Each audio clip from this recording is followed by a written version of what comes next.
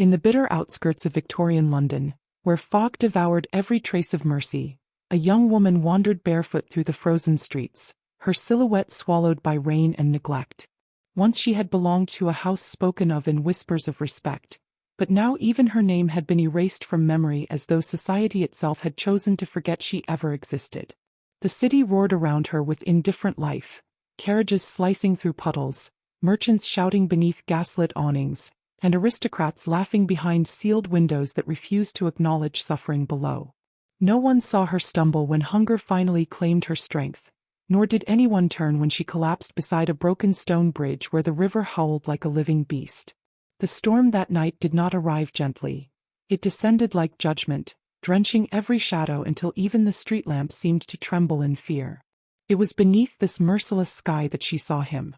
An old man lay half-collapsed against the iron railing of the bridge, his coat soaked through, his breath breaking into shallow fragments that the wind scattered without mercy.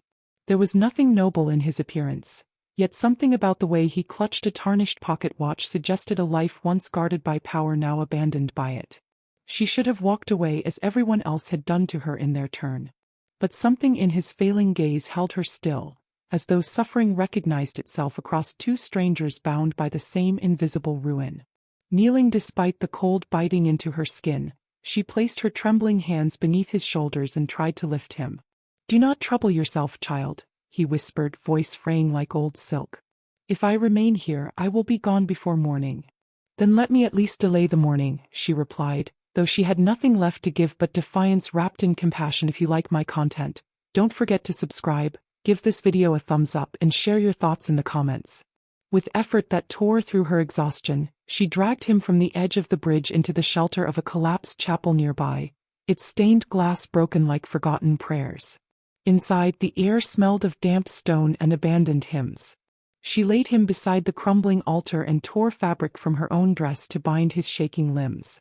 Outside, thunder struck so violently it felt as though the heavens themselves disapproved of her mercy. Hours passed, or perhaps only minutes, as she whispered fractured prayers into the hollow silence, refusing to surrender him to death. When at last his eyes flickered open, they did not meet hers with confusion, but with an unsettling recognition too deep to name. His fingers closed around her wrist as though anchoring himself not merely to life, but to something far more dangerous. "Do not let them find me," he breathed before darkness reclaimed him once more, and outside the shattered chapel doors, the distant echo of approaching hoofbeats shattered the silence like an omen arriving too late. The girl froze, her breath caught between instinct and terror as the sound of hooves grew closer with merciless precision. She looked down at the unconscious man, realizing too late that his clothing concealed more than poverty. It hid a seal of authority she could not yet comprehend. A glint of metal revealed a signet ring engraved with a crest that seemed almost royal, though she lacked the knowledge to name it. The chapel door groaned in the wind, as though the building itself warned her of approaching fate. She pressed herself into shadow, her heart beating violently against fragile courage she had never been allowed to keep. Outside, disciplined voices emerged from the rain, sharp with command rather than mercy. "Search every ruin," one ordered, and the lantern light that followed sliced through darkness like judgment made visible. The old man stirred faintly, sensing danger pressing upon them both. "If you leave me, you survive. If you stay, you are bound to what you do not understand," he murmured. She did not answer, for she already understood survival was no longer the question. A lantern burst into view at the chapel entrance, its light revealing royal insignias upon those who entered. Her breath shattered as she realized there was nowhere left to hide. And as the first uniformed figure stepped across the threshold, the old man's eyes opened once more, fully awake, fully aware, and he whispered a name she could never have expected to hear. The sound of that name froze the air between stone and storm, as though history itself had paused to listen within the ruined chapel. The girl slowly turned her head, her trembling eyes meeting lantern light that revealed not ordinary soldiers, but men bearing insignias of royal command. Her knees weakened, not from fear alone, but from the dawning realization that the life she had risked everything to preserve was not merely forgotten nobility, but something far more dangerous. The old man's gaze remained fixed upon her with quiet sorrow, as though he had foreseen this moment long before the world had decided to reveal it. One of the soldiers stepped forward, lowering his voice in reverence rather than command. "We have found him," he said, and the words carried the weight of an entire kingdom held in suspension between loyalty and fear, while the girl stood motionless beside the altar, realizing that the man she had saved was not merely a stranger dying in the rain, but the hidden cornerstone of a power she had never been meant to touch. And as the soldiers began to move closer through the broken archway, she felt the entire world shift beneath her feet, as if the future itself had opened its eyes and the lantern light cut through the ruined chapel with surgical precision, revealing dust, broken stone, and the fragile outline of two lives caught between mercy and authority. The soldiers did not rush. They moved with disciplined restraint, as though even the air inside the chapel demanded caution. The girl stepped instinctively between them and the old man, though her body trembled with the knowledge that such defiance held no power in a world governed by seals and signatures she could not read. One officer approached first, his gaze fixed not on her but on the man she had pulled from death. "By order of the crown," he said quietly, and the words carried more weight than any shouted command ever could, "step aside." The girl did not move. She had no name left to offer, no lineage to defend, only the instinct to shield a life she had chosen without understanding its consequence. The old man's breathing remained uneven, but his hand twitched faintly against the floor, as though consciousness was fighting its way back through layers of exhaustion.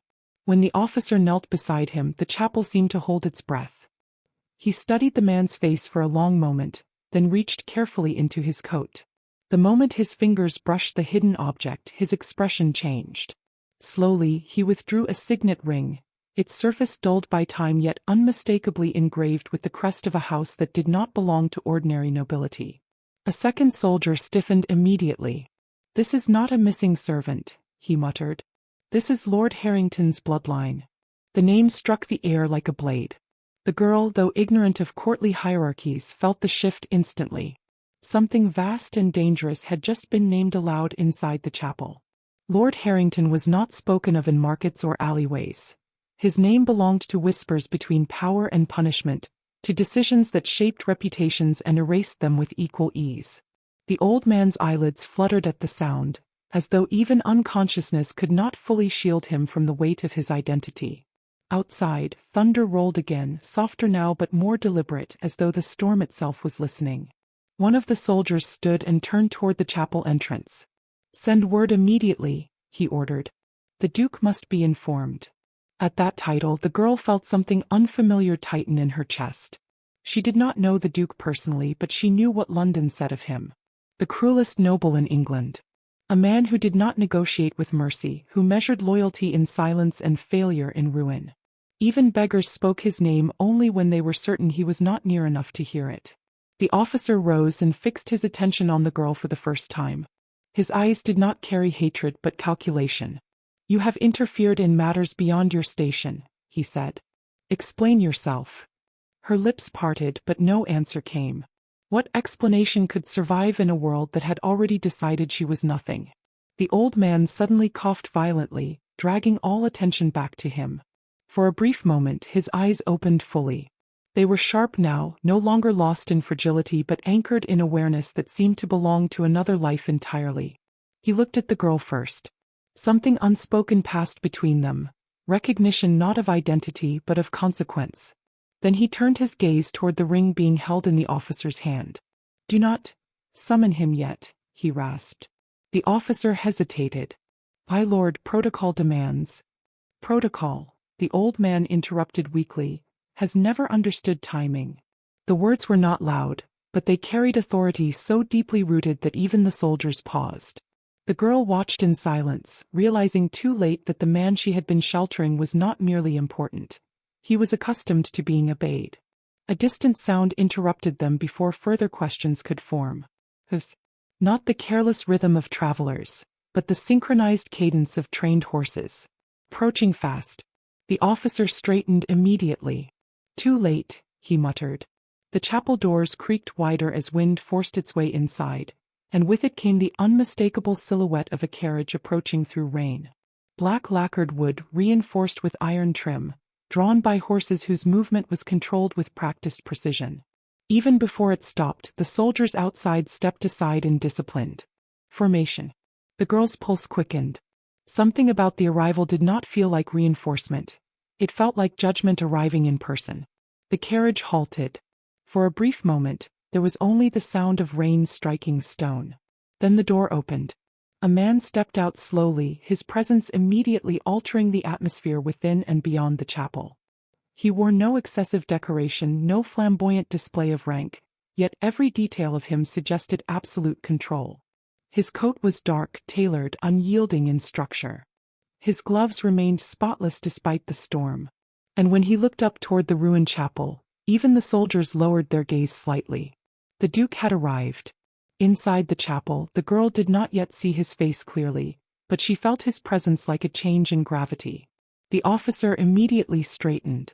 "Your Grace," he said, "we have recovered Lord Harrington."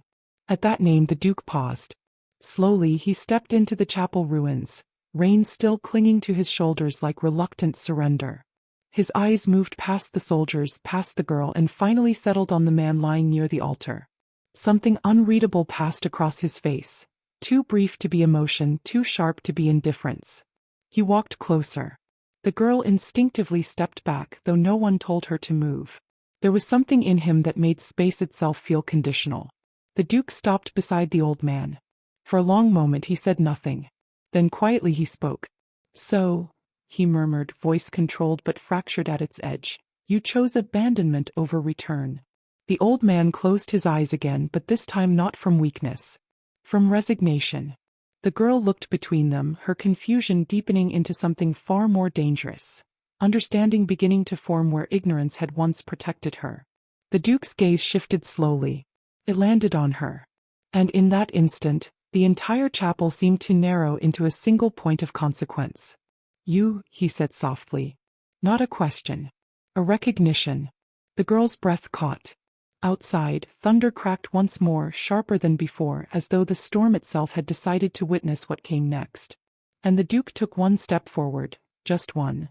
But it was enough to make the soldiers behind him still completely, as if awaiting an order that had not yet been spoken, while the girl realized with quiet terror that whatever mercy had brought her here was now ending, and something far more irreversible was beginning.